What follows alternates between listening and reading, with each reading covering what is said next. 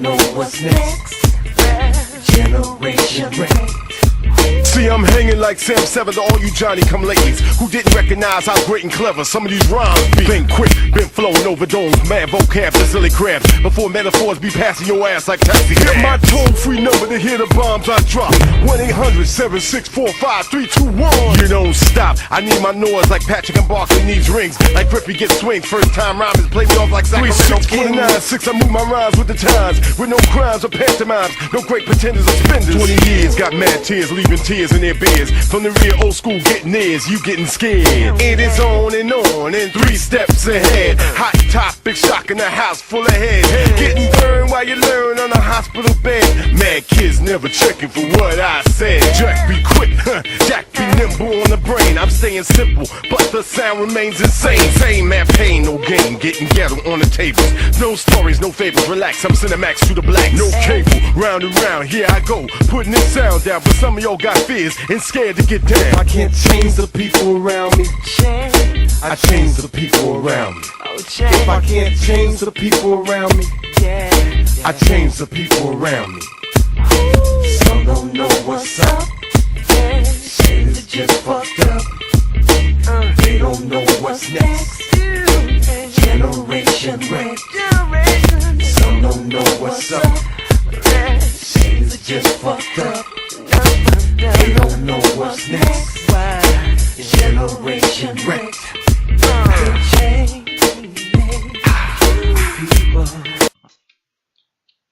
Hey, it's Tuesday.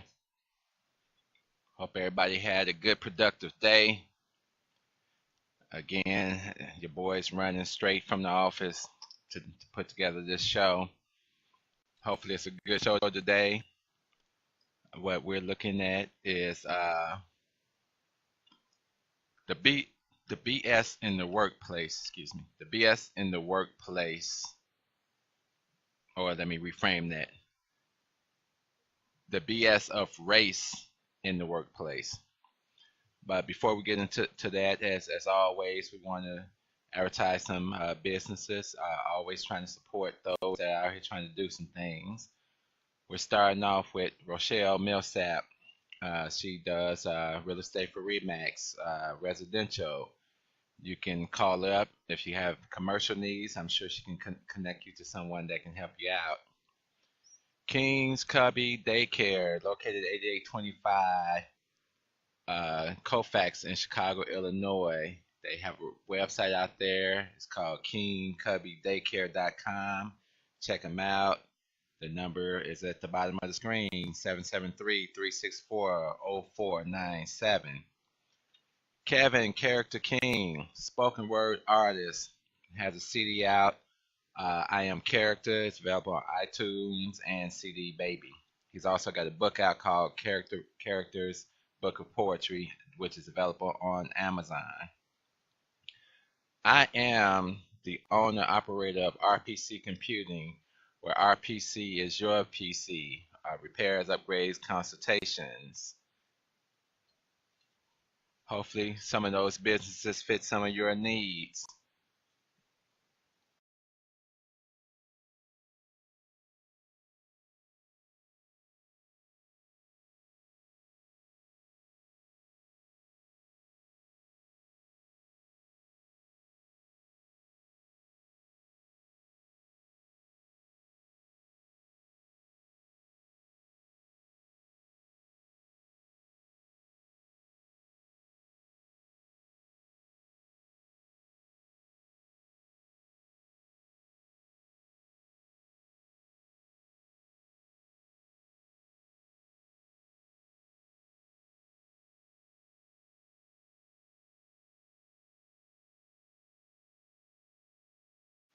No one's singling out anyone.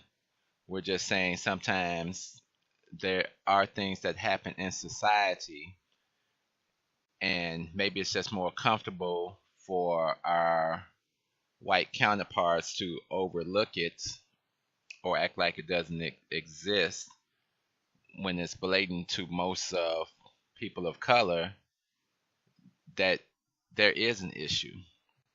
And it's hard for us to sweep it under the counter, and it's hard to get a point across when you don't feel you can sit down and have a honest dialect with the people that you feel may be overlooking you for a promotion, for a job assignment, for housing, for loans. This can't be a figment of every black person's mind in America. That's the BS. And until we can have an honest discussion about the BS is going to continue. It's not gravy out here, even those of us that have jobs and work in corporate America. The people that's still trying to make it up to this different level, they don't realize there's a whole bunch of new BS. So you got the little BS to get out the hood, to change your surroundings and all this, and you get up here, and now it's this whole mental BS. And the biggest BS is this political correctness.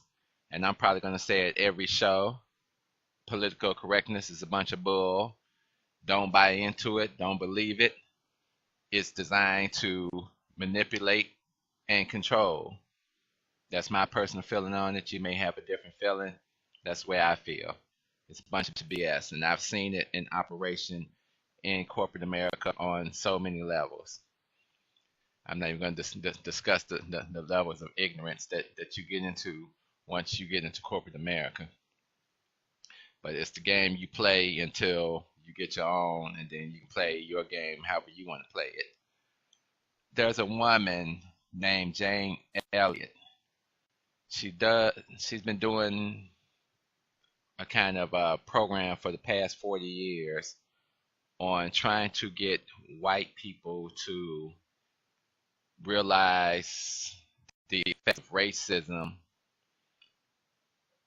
in a way. It's not new. She did the baby doll test, and she developed another test called the brown eyes and the blue eyes, where she takes people and puts them in a hostile environment based upon the color of their eyes to try to get them to see what is going on here in America and how we can't afford to continue to overlook it, because it's that perceived success that's out there. You're successful because we say you're successful because you've done what we told you to do. And often it doesn't work like that. There's a show just come on called The Unwritten Rules, and one of the stars is Asa Davis. I think she's been on Scandal and Grey's Anatomy. So she's been on a few other shows, but this was one of the shows that she used to be on. And I guess I'll do Jane Elliott's first, because I thought the experiment was really interesting. So I'm gonna play that one for you, and just bear with us. It's kind of a long clip, but we want to play it, and you sit there and listen to it, and then we'll talk about it. These 30 people have never met. By the day's end, they may wish they never had.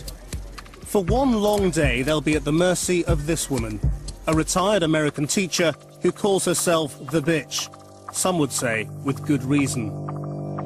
Bullshit! No, you're not gonna say I'm sorry there's racism. For 40 years, Jane Elliott's been running an exercise that's ignited controversy around the world. It isn't my fault you're stupid. Should I feel sorry for her? She says it lays bare the hidden truth about racism in white societies. Many disagree, some vehemently. Wrong. You're doing it again. Persecuted her for standing out. You're doing it again. Persecuted him for standing out. The only change that ever happens is when people stand out, and I am stand myself.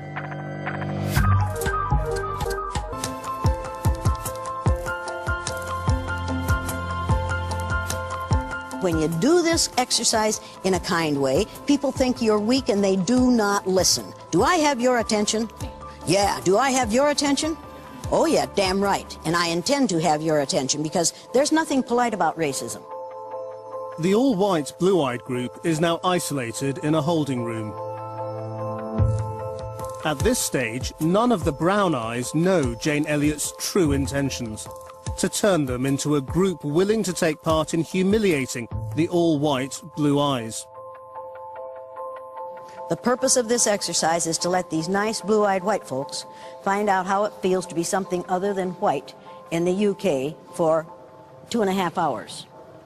They are not going to like it, because I don't like them. They've already been abusive, they've already been belligerent, they've already tried to make a joke of something. Can you make a joke of racism? No, I can't. No, I didn't think so. Can you make a joke of racism? Can you make a joke of racism? Let me put it this way. You laugh and I'll change the color of your eyes so fucking fast you won't know what hit you. You got it? Okay. You get angry about racism? Me? Yeah. Yeah, all the time. You do? All the time? Yeah. Why? Is there something wrong with you? No. No? Is there something wrong with racists? Yes. Damn right. If you want to see a decrease in the level of racism in your society, the first thing you have to do is let white people find out how it feels to be on the receiving end of it.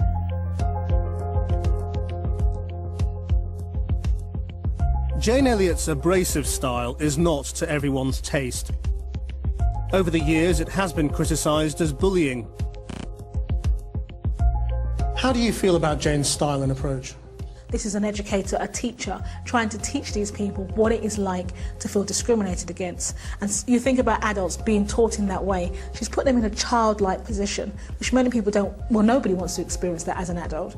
So I do feel that some of her elements are quite harsh. She's taking something that's been incredibly important to her in her personal life and in her role as a teacher, and she's saying, with this, I can powerfully demonstrate to a set of people what it's like to be the victim of racism and discrimination.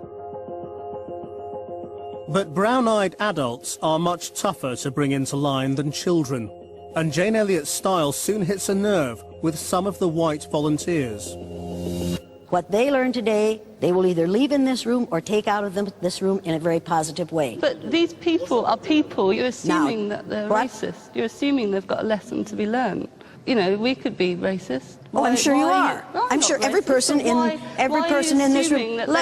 You didn't listen to me. You're assuming I've got a racist attitude just because they're blue-eyed. If you live in the UK, you're saying that they've got more to learn. I just think the logic's a bit faltered to try and reduce discrimination, racism. Listen, Sonny, I don't care what you think. I don't care what you think. Do you understand that? But isn't it kind of contradictory? Do I give a damn? Do I care? You trade places with him. Right now. Why? Not because I told you to. That's the only reason you need. Go back there. Yes, sir. Well. Some of us white folks would rather not see white folks verbally, psychologically, mentally, and emotionally abused for a few minutes. Would rather not hear white folks described in an unpleasant way for a few minutes. Did you get that lesson? Did you get that message? Now, if you consider this exercise too evil for you to go through it, then you need to be somewhere else. I would much rather be on the blue-eyed side than the aggressor side. I don't care where you'd rather be. Now, are you going to cooperate or not? I'm saying I would much rather be on the receiving end. I'm asking you if you're going to cooperate or not.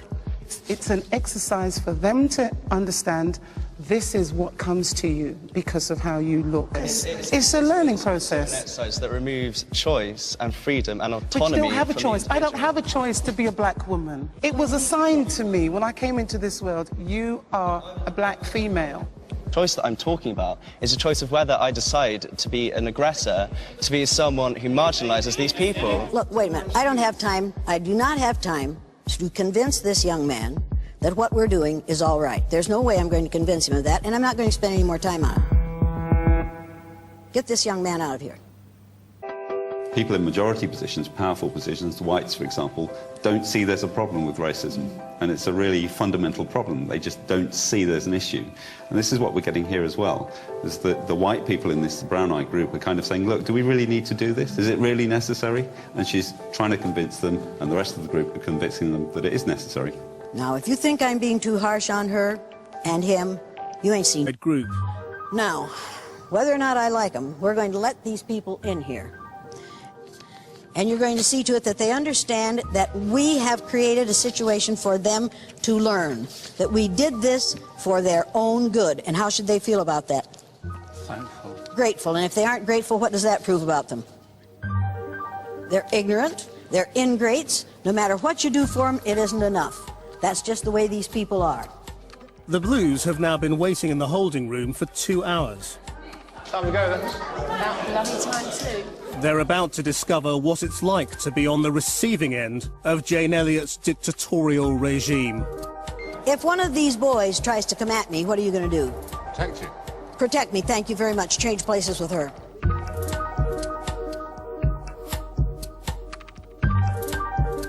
So what do you think is going to happen when the Blues come in now? Quick predictions. I think the Blues are going to stick together. I do agree with Dominic, they will stick together. I think one person will probably leave.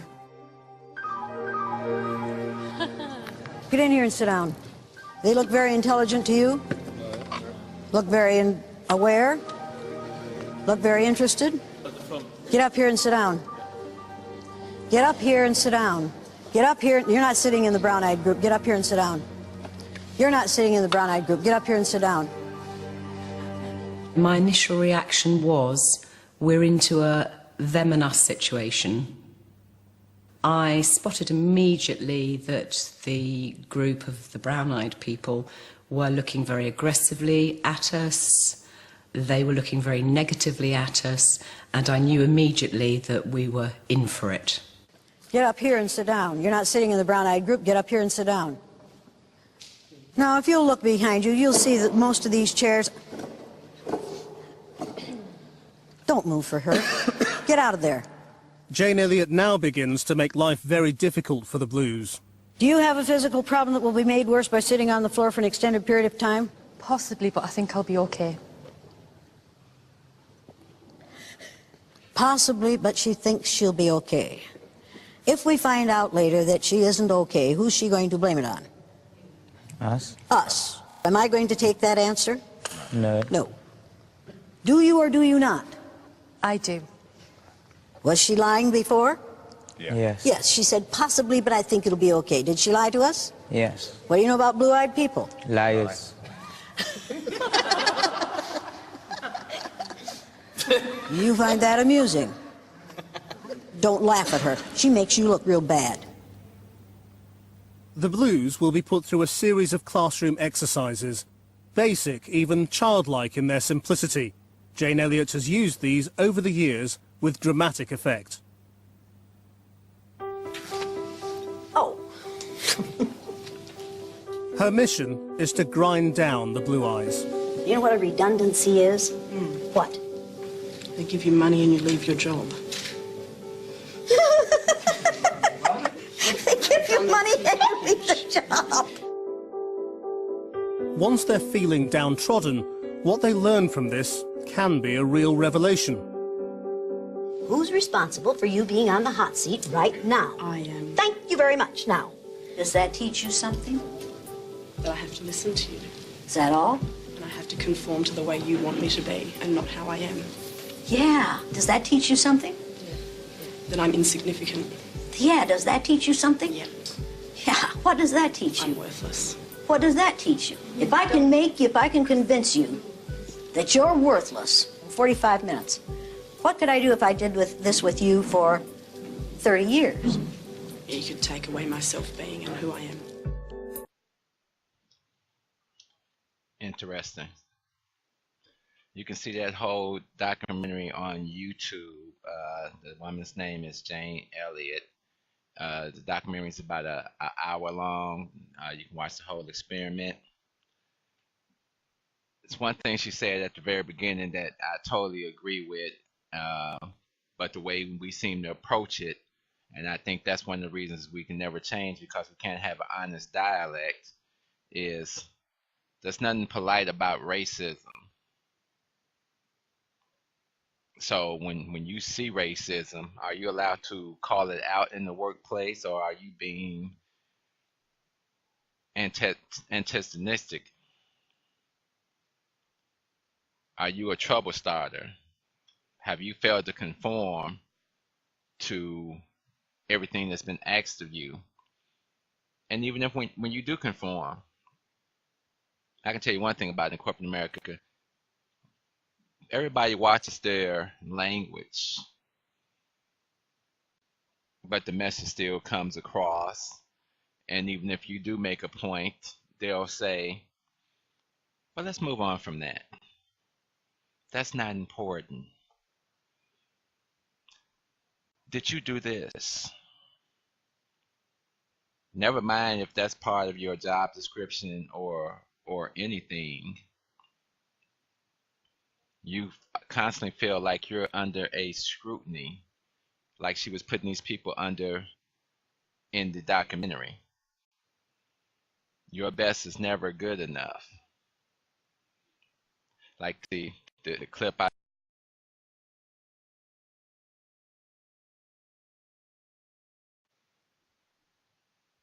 the person is in a race with the white man, then you have the black lady on the other side, and she's in a race with the other man, but as you see, he has a few obstacles. And those obstacles maybe he just needs to graduate college and get his own place, while the female's obstacles, she may be tied down with kids, a husband, school, student loans, living in a bad neighborhood, the need to find protection for her kids, put them in a safe environment. The same with men.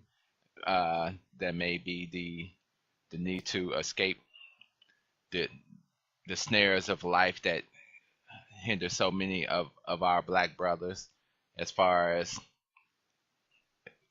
staying out of prison, unwed fathers, staying off of drugs, staying away from gangs, trying to get your education, putting up with discrimination as you try to rise in the corporate structure. I myself have had experiences of having expectation after expectation after exceed expectation reviews, and then having the boss tell me, you know what, I don't believe in exceeds expectations. Wow. Then you start to realize, I think I'm on a different scale here. They don't want you asking them questions on, well, what can you show me an example of what you're looking for? Because I may be missing it. Because you're giving people opportunities, and the only reason you give them is, I just felt Bob deserved it. I just felt he deserved it. So when your boss tells you that other people deserve it, and they haven't completed half of what you completed, and he's basically saying to you, I don't believe you completed it, that you deserve it, rather. And that's how racism works, and a lot of people don't understand the workings of racism. Doesn't make a difference if and I say this all the time, I don't believe black people can be racist because we have no power. You need power to be racist. I can not like a person, and I have no ability to change anything that's going to happen to him. On the other hand, in the white power structure, they're usually the ones working at the banks, approving the loans, working in the student aid offices. They're the ones in charge in corporate America. So if that person doesn't like you, they don't have to come out and say they don't like you. They just deny you the opportunities. There's a doctor. What's her name? Dr. Joy. I'm sorry about that. Dr. Joy D. Gra Leary, and she's over in London. And she did this documentary. Someone had posted it. A lot of times I see somebody post something interesting, I'll go and try to find the full-length video so I can get a complete understanding. Let's not base our life off of clips. Get the whole documentary. And she did a documentary called Post-Traumatic Slave Disorder. talks a lot about the effects of slavery and how it affects us today. And she had a piece basically talking about what I was just talking about. I'm going to share that piece with you. It's about racism and how racism works. Watch the reaction of the people. How many people think they understand what racism is? Show of hands. Come on, you think you know. I'm not suggesting I know. I just have a couple of definitions that kind of came to me as I thought about. How many people think there are white racists? That there are white racists out there? How many think there are black racists out there? Okay. Now, this is an interesting thing because this becomes important as we begin to define concepts. When I do that, I usually define concepts all the way. But one of the things that I do is I try to help people get a picture of what I mean by racism. So tell me how it is. The first category is white racism, then we'll deal with black racism. So white racism. Tell me the ways in which white racism adversely impacts the lives of black people. Just what are the ways that white racism can adversely impact the lives of black people as a group? What are some of those ways? I'm sorry? Power, but how is that defined specifically? Education, okay. I'm sorry? Economically, employment. What else? Housing, what else? Policing. Why are we here today? Healthcare, okay. Now, we could actually kind of grow that list. Now we're going to move over to black racism. Tell me the ways in which black racism adversely impacts the lives of white people as an entire group. Thank you. The reason why you become silent, there's one that always comes up, and that's fear. White people are afraid of black people. They are afraid of us. And it's a very interesting thing because black people know it. We know white people are afraid, but you have to start getting into the psychology. What are you afraid of? Why are you afraid? But it's an interesting dynamic. Now, also you see the difference in what racism is, do you not? Racism implies you have not just prejudice, but the power to do something with that prejudice. Now, I don't like you, not only that, but I'm going to control whether you can get, I may say I hate you. I hate white people. I hate them. It's not going to change you getting that, loan when you go to the bank. I can hate you all the way to the bank. Not going to change. Do you see the difference?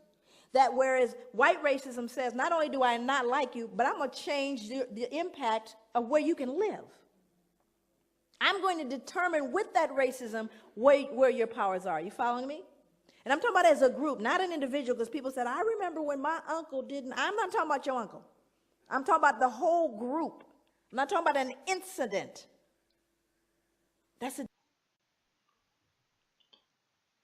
That is the best explanation have seen. And if you look at the expressions on the people's faces in the room, both white and black, you will see that it almost was like a revelation to the white people, like they had never even thought about it. And again, we're not bashing white people. We're saying there's something wrong with the system. The racism is systemic in the system, and it runs completely through. And there may be a lot of white people that are oblivious to how it benefits them. They may say, well, I come to work and I work hard too. Why shouldn't I get that position? It's going to be hard for you to justify getting a position over a person that's got an outstanding work record and 8 or 9 years seniority over you. That how can you even justify it in your mind that you deserve something more than this person? And when you do get it, you should really be questioning that. Wow, I've been here for a few months. I didn't know I was doing this great to overjump this black person. But I'll take it, and then I'll behave like Right. I work hard. I come in here. I do what I'm supposed to do, and you should do the same thing. That's that systemic racism that helped you out and you benefited from, but you don't see it. I guarantee that black person that didn't get that promotion sees it. And he's not even allowed to complain about it, because then he's a problem. Like in the earlier video with Jane Elliott, where she spoke about, we're creating this system for these people, and we're going to bring them in here, and they should be what? They should be grateful. And if they're not grateful, what are they? Then they're ignorant. Then they're ingrates. This is what black people deal with every day. And then people say, well, go get another job. The racism is in the system. So no matter what job you go to, the likelihood of you running into it is high. But we're always expected to keep tap dancing. Yes, sir. Thank you for what you done for me. Thanks for holding me down. That's what we wind up with constantly. Because you're afraid to complain too much, because you know complaining too much, you're going to get a call from HR.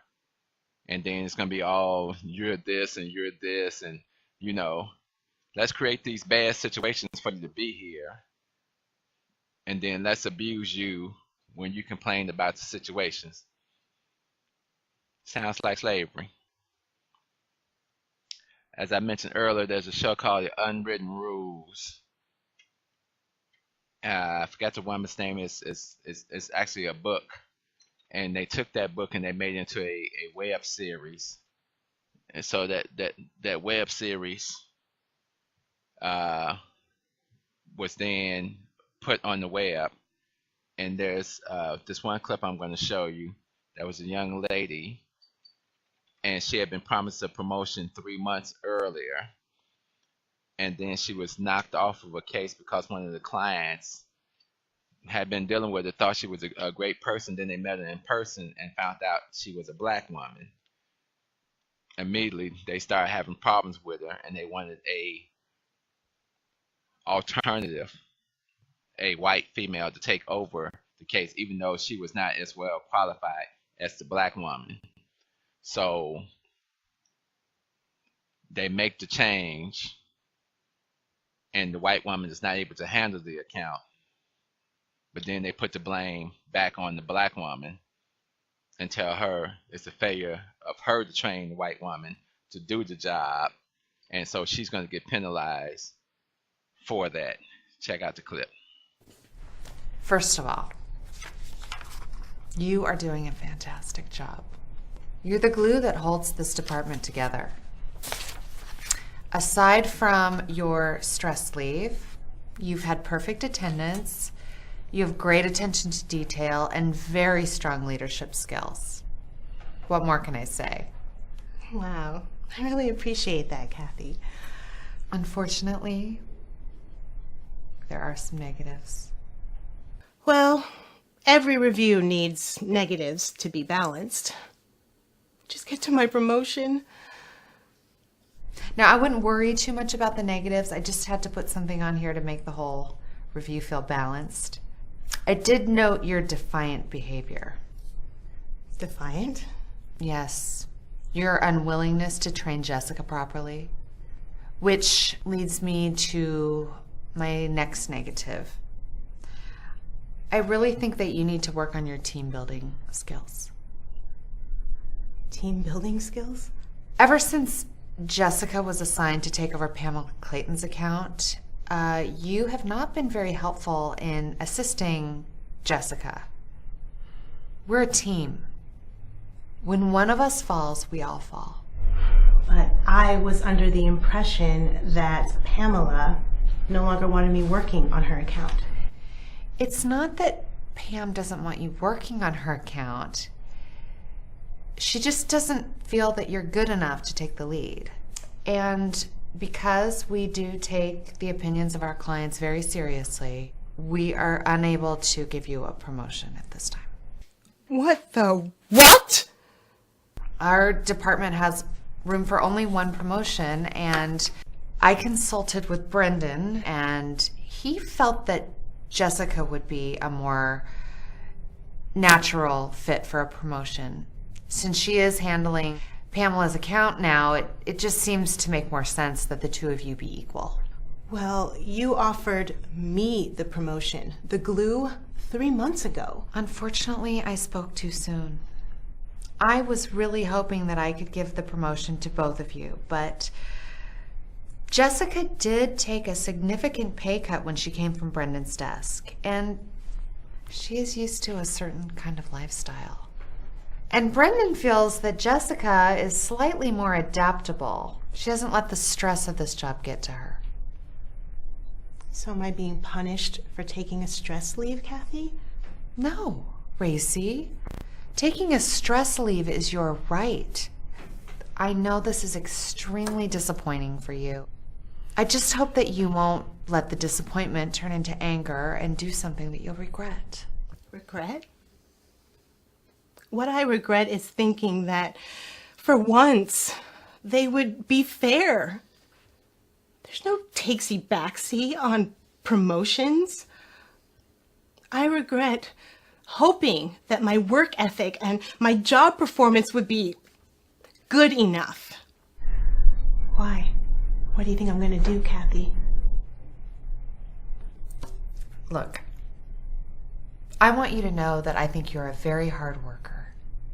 And I just feel awful about this. You know what?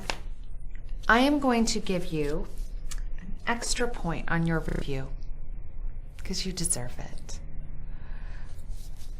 So, I just need you to sign the last page, just to acknowledge that I went over everything with you.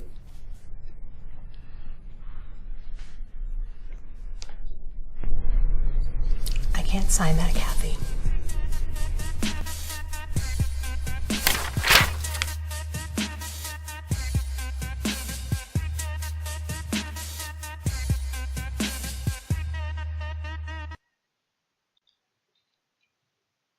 Being your best is still not good enough. The whole show, it ran for 3 seasons, is hilarious, especially the last one.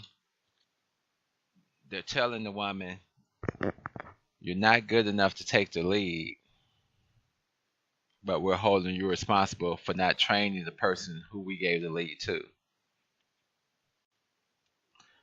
If you go see this video and look under the comment section, you'll see millions of black people from around the world. So let's not think this is happening just in one place. And this happens time and time and time again. And then you get that condescending attitude. And you get that false sympathy. And then you're expected to chalk it up and come on in, smiling tomorrow. Got some more stuff for you that you're not going to get credit for. It's amazing the stuff we have to go through to feed our families. And that's why we're always pushing support of black businesses.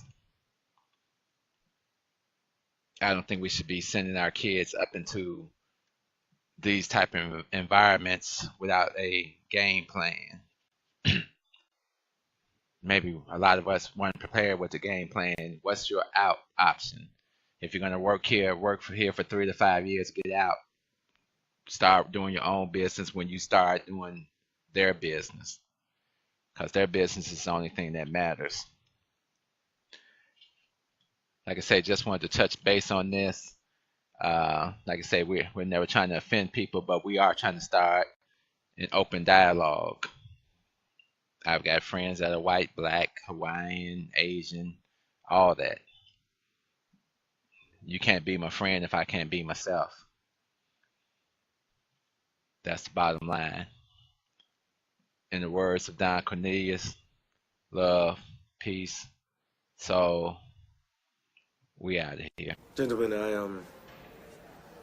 I think we all know why we're here.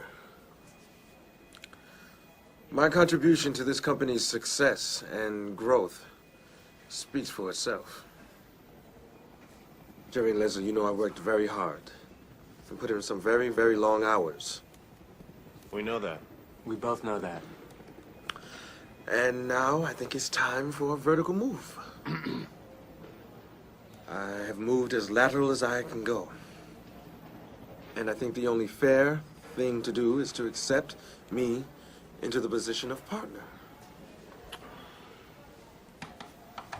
Now, I'm not making any demands. I mean, just saying that. You're not making any demands. I'm not making any demands. I'm You're just asking for a saying partnership? that That's not a I'm demand. asking what I'm due. I deserve this. I'm the next one in line, and besides, you promised. We promised in due time. In due time is what we said. Look, fellas, time is due. Look, we both understand how anxious you are and how patient you've been. But we can't do this now. Not at this time. When? Honestly, I can't say. You can't say. Flipper, what is the big deal here? What is this an issue of money, or is it this new secretary you have Jerry, now? It has nothing to do with the secretary, and don't patronize I am not patronizing. You know that I work very, very hard. I work very, very hard, I bust my too. balls, I Jerry. bust my balls, too. Look, I work 7 days a week. How long have you been with this company, Flipper? I've been with this company from the What very does that beginning. say? Mast and Covington. I helped create that. Matter of fact, that's my design up there. I set up this goddamn company with... Still, we can't do this now.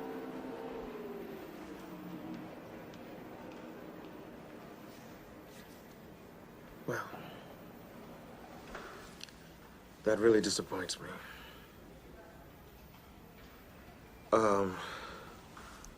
I can see that you have no respect for me or my contribution to this company. So you have forced me to turn in my letter of resignation. I can see that I have no future here at Mast and Covington. Gentlemen,